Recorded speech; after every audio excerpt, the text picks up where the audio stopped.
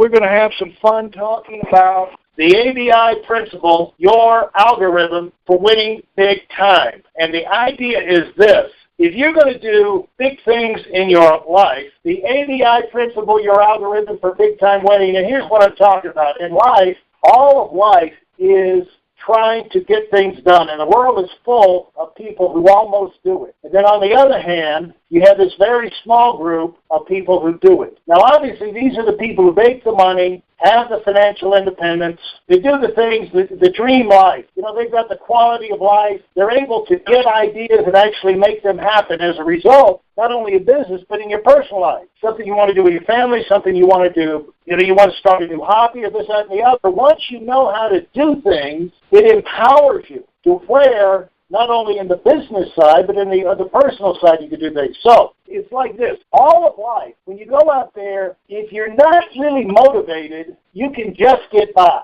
You don't need a system. Algorithm means formula. It means system. It means plan, game plan. And see, if you're going to just do occasional, sometime things, and you don't really care about the result, you're not going to need a plan. You're just going to take a stab at it. You're going to get a little try. But if you're going to do things big, consistently, on a regular basis, at some point you got to have a game plan, because here's why. You look at winners in life, and you wonder, what is it about these people? How do they get things done, and I can't? They don't look that different. Say, I've been around some of them, and I see that they work, they work hard and everything, but I work hard too, dadgummit. And they're not that different. They don't seem to be that much better, and they don't seem to work that much harder. What is it about these people? Why can't I have the success other people have? Now, simple example is out on the ski slope. When you come out here, you look and you'll see people going up and down the slopes, and you'll be up in there on the gondola, or you'll be on the lift, and you look down and they're skiing so parallel, so smooth, so in control, and you say, I want to look like that. I want to ski like that. What are they doing? In fact, I've been on the hills out here on the bumps.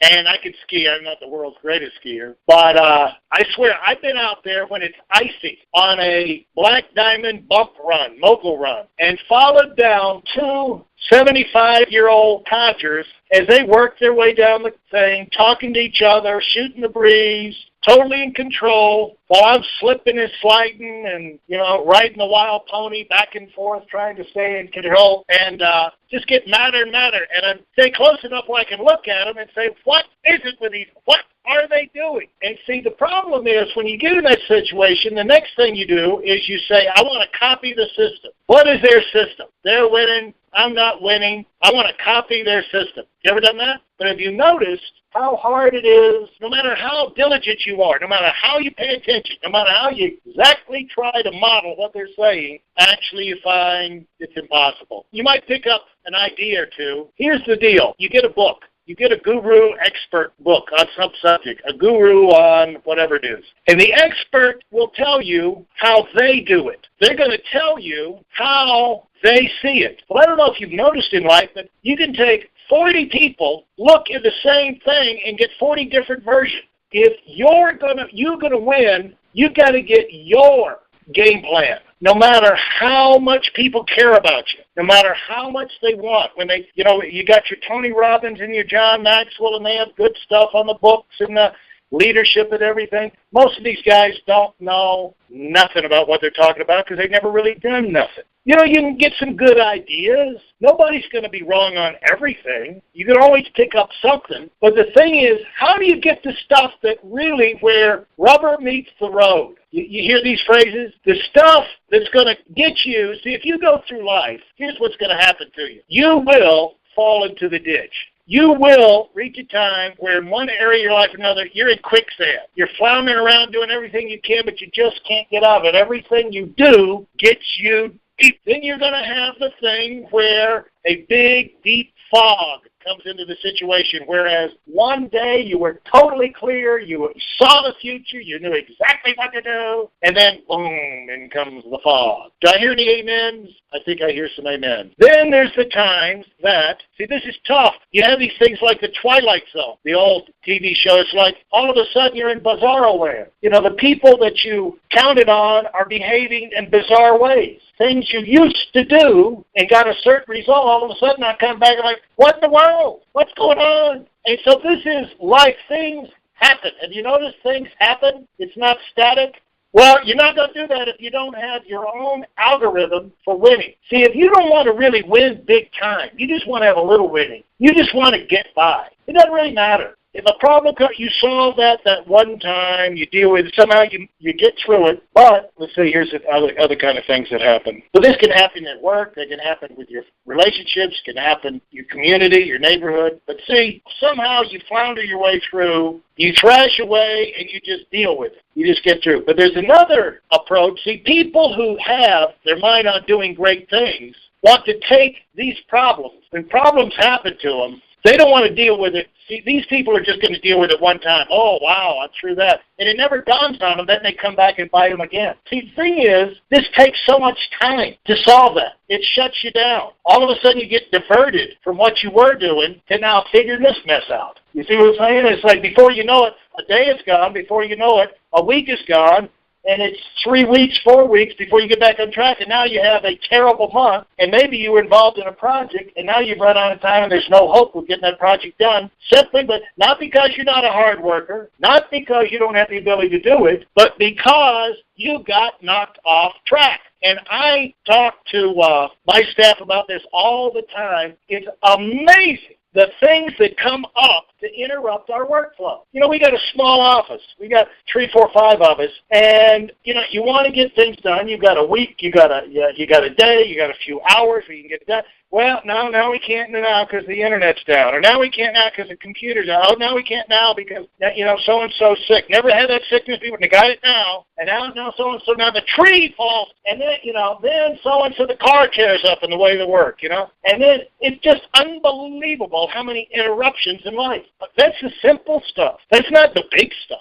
And so one thing about winning in life is you got to have game plan. Everything in life that happens to you, you can minimize the negative impact by having a go-to move. You say, this might not work for anybody else, but this works for me because I've been here before, and here's what I did. I'll give you an example. I'm in Aspen right now. I come out here about a third of the year. I'm back and forth between here and Palm Beach. Small airport in the mountains, a lot of wind, a lot of delays, the weather comes in, and so at least 1 out of 10 times or 2 out of 10 times, you're not going to fly out. The plane's canceled. So I've got a routine. Larry long ago figured out how to deal with a plane canceled in Aspen. Here's what I do. See, ordinarily you go, what the crap? How did that happen? Something's wrong with the mechanical? You got to be kidding. They don't have a back. I waste no emotion. Plane not going. All I need to know is not going. Because as a connector, I fly out of here, I got a connector to Denver. It's like a 4-hour drive. Now, I know that there's a 2-hour, I can go 2 hours west to Grand Junction and catch a Delta flight and make a connection out of Salt Lake, or I can go to Eagle, which is on the way to Denver, about an hour away, and catch a flight there and go east. Or I can get a rental car and just drive all the way into Denver and catch my connection there, as long as I got time. If not, I just take a later flight. See, when this happened the first time, all I was worried about was solving it that one time, getting through it. I got to get out. I got to get to the East Coast. I got to make my meeting. I realized if I'm going to come out here regularly, I got to get a game plan because this is something that's going to come out. That's when I got my game plan. So here's my game plan. When I'm in Aspen, if it's not going to fly, Denver's 4 hours away. There's a road. I got to go here to Glenwood and then go all the way into Denver to the airport, DIA.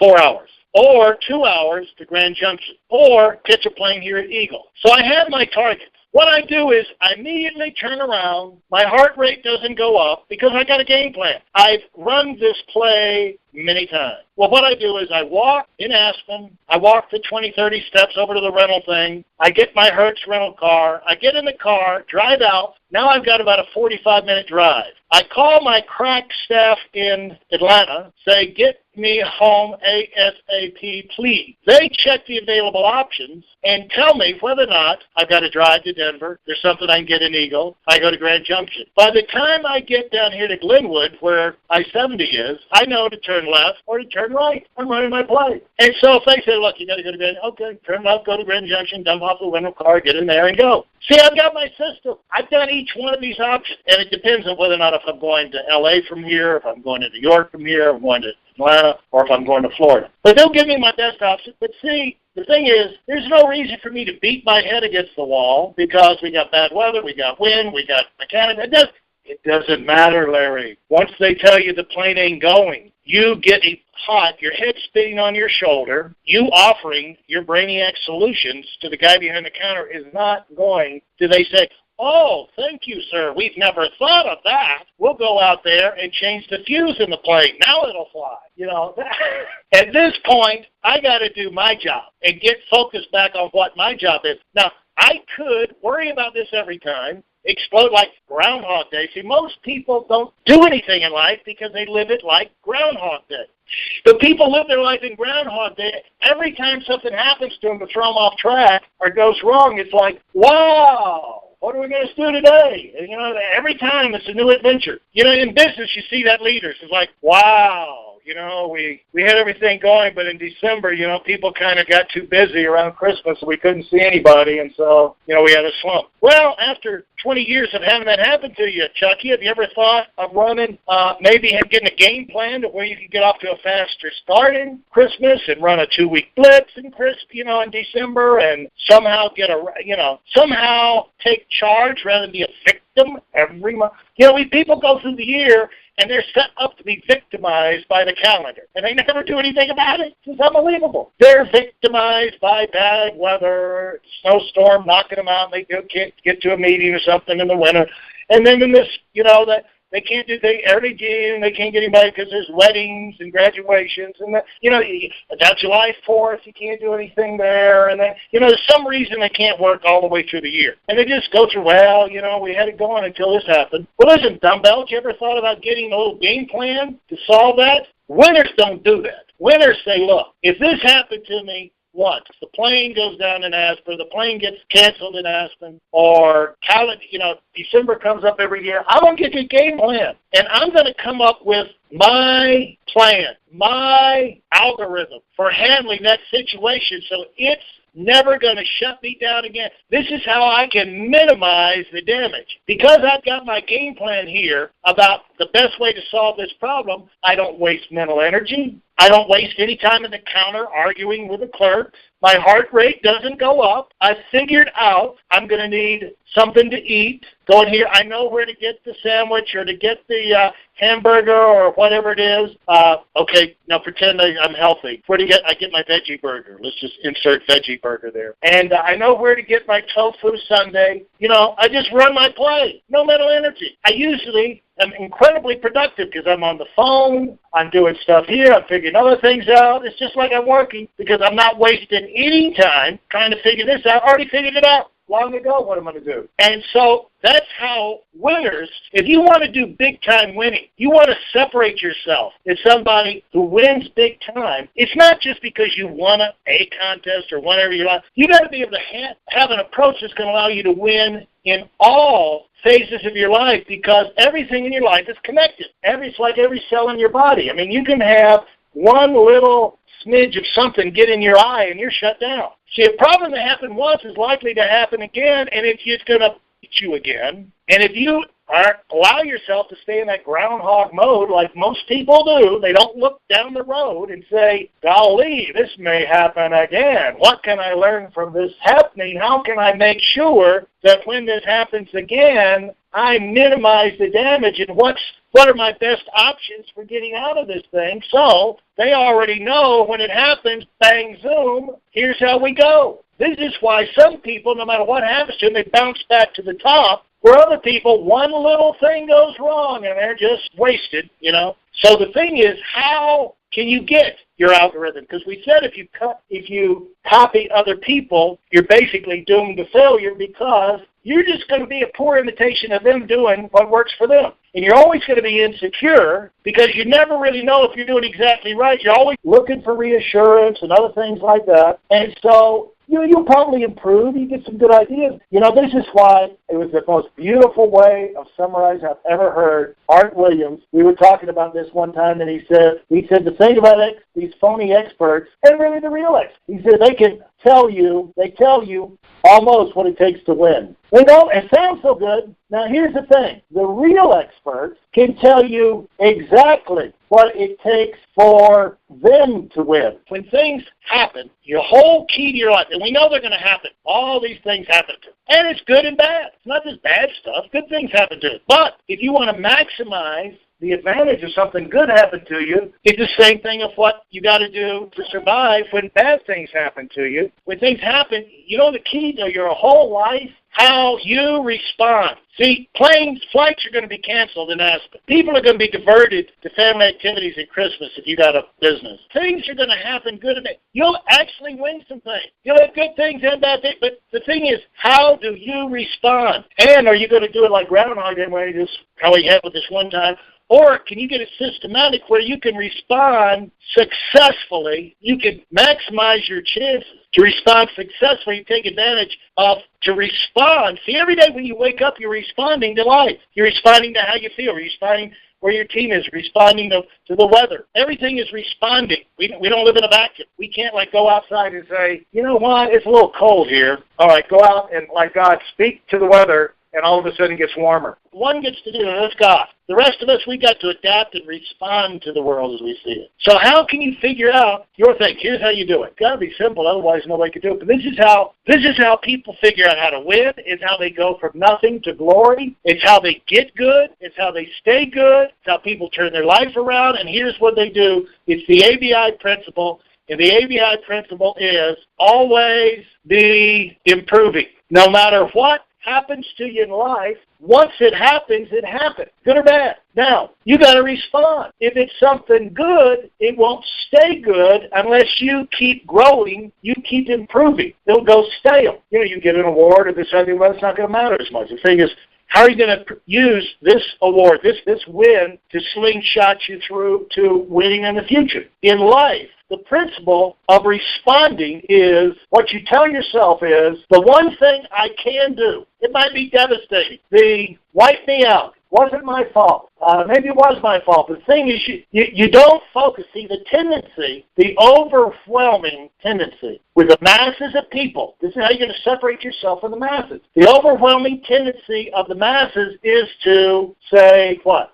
Woe is me. Wasn't my fault. Why did that happen to me? How could, what am I supposed, I couldn't avoid it. What was I supposed to do? But see, the winners will come in and say, they're going to focus on this, improving. What can I do? They'll evaluate the situation and say, well, this may happen to me again, and so here's one thing I can do to minimize the danger. I can make this change. I can see what winners focus on is what can I do, not what someone expert tells me I should do, what an expert told me they did to solve their problem. No, what can I do? And if you go through your life improving, see, all you need at all times is the next step. And you notice, no matter how miserable, how down in the dumps, how depressed or whatever, once you take one step, how it changes things. We used to say, if you're depressed, you're down, you're in a bad mood, to change your mood, move a muscle. If you can, take your arm and lift it up over your head a couple times and see, let the blood circulate. Take a deep breath. If you're stuck, get unstuck. And you get unstuck by improving. If something worked for you once, so let's just say you tried something, it doesn't work. Now you know. It's a waste of time to do that. But then you take another. There'll always be the next step. Will always be, make it reveal itself to you. How did I figure out that thing about how to go to Grand Junction, this, that, and the other? By going through and solving it a couple times, well, that's about all you can do. And I know the priority, which are the best of those three options, too. But any one of them will work. So that's the idea, the ABI principle, to take the guesswork out of what you do to develop your own personal winning strategy so you can put yourself in a position to win in life more consistently, minimize your downtime, build your confidence, and turn you from somebody who's just in the mass of humanity to somebody who it becomes one of the ones who always seems to go to the top, bounce back, have disasters happen to you like everybody else, but it's like you got a Teflon coating because you just don't sit there and let it destroy you and shut you down. You shake it off and keep moving forward towards getting back on track for the life you want. And this is with your income. These are the things you do, like if you want to make more income. Well, you take wherever you are, and there's things you can improve. And I'm not going to get into all that, but in your personal life, your quality of life, your health, with your family, want to take vacations, or you want to have more time together. Well, you plan for it. You start taking steps, and to get your kids more organized with their schoolwork. All of these things. Take the next step. They'll be the next step, if you think about it, will occur to you. Do that. Either it works or it doesn't. And now you're starting to move. You're starting to get back in control of that situation.